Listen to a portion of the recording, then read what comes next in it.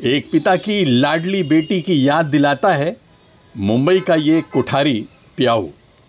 मुंबई की भागदौड़ और शोर शराबे के बीच जीपीओ के पास पत्थर का खामोश ढांचा खड़ा है, जिसे हम कुठारी प्याऊ के नाम से जानते हैं। यह सिर्फ पत्थर और नक्काशी की एक पुरानी इमारत नहीं है, बल्कि एक पिता के अटूट प्रेम और उसकी बेटी की यादों का एक जीवंत प्रतीक है। करीब 100 साल पहले 1923 में मिस्टर देवीदास प्रभुदास कुठारी ने अपनी दिवंगत बेटी श्रीमती लीलावती त्रिभुवनदास की याद में इसे बनवाया था। कल्पना कीजिए, एक पिता जिसने अपनी संतान को खो दिया, उसने अपने दुख को दुनिया से छिपाने के बजाय उसे परोपकार में बदल दिया। उन्होंने सोचा कि उनकी बेटी की याद में अगर लोगों की प्यास से उनके गले तर हों तो उन्हें इससे बड़ी श्रद्धांजलि और क्या होगी। कुठारी परिवार का नाम मुंबई के इतिहास में स्वर्ण अक्षरों में दर्ज है।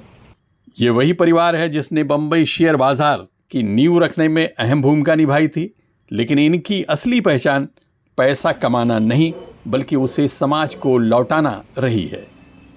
चैरिटी का जज्बा देवीदास जी के पिता प्रभुदास जीवनदास कुठारी से लेकर आज की पीढ़ी जैसे हेमेंद्र कोठारी जी तक इस परिवार ने अस्पताल, स्कूल और सार्वजनिक सुविधाओं के लिए अपना खजाना हमेशा खुला रखा। लीलावती सैनिटोरियम बेटी की याद सिर्फ इस प्याऊ तक ही सीमित नहीं रही।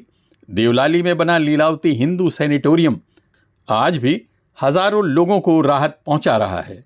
आज के दौर में जब हम अपनों की याद में केवल सोशल मीडिया पर पोस्ट डालते हैं, तब ये प्याऊ हमें याद दिलाता है कि असली याद वो है जो किसी के काम आए।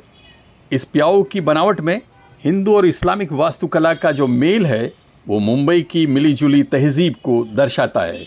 हाल ही में हुए इसके जीर्णोद्धार रिनोवेशन ने इस विरासत को फिर से जिंदा कर दिया है।